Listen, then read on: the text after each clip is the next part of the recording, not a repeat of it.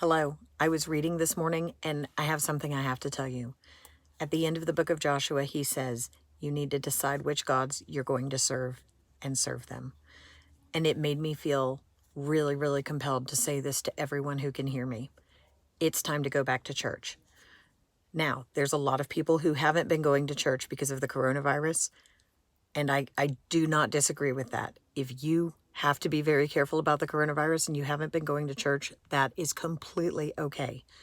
But if you have been taking your kids to dance class and to soccer practice and going to school and going to eat at restaurants, you have been showing your kids that all of those things are important enough to go to, but that church is not.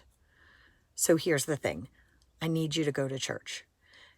And if you have been actually staying at home and not going to any of those things, I really, really hope that you're going to church at least online. And what I mean by that is actually participating and singing God's praises and worshiping Him and praying to Him and teaching your kids. Because guess what? If you don't teach your kids, someone else is going to. And you might not like what they get taught. It happens all the time. Now, I'm fully prepared for all the other excuses. Are you ready? Here they go, rapid fire. Number 1, you have a baby. Great. Bring the baby to church. Number 2, you have a toddler and they don't behave.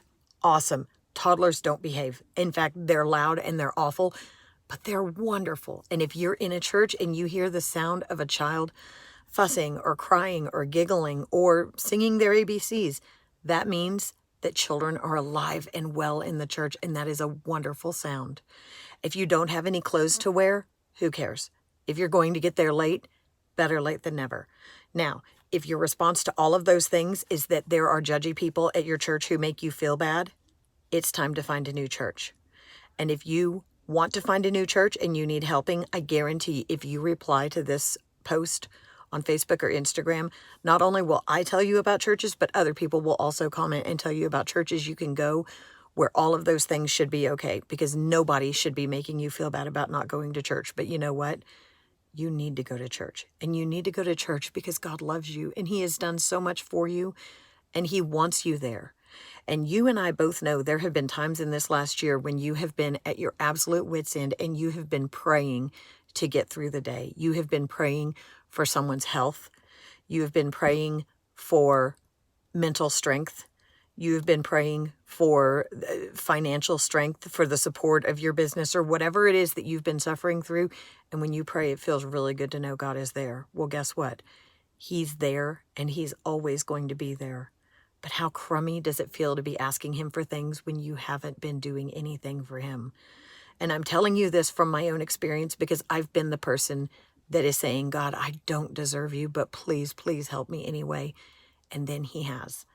And I'm not being judgy. I am reaching out. When I started going to church, it's because someone told me, hey, you need to go there. And I went and I started going. And the more I go, the better it is. And I'm telling you this because you need to know.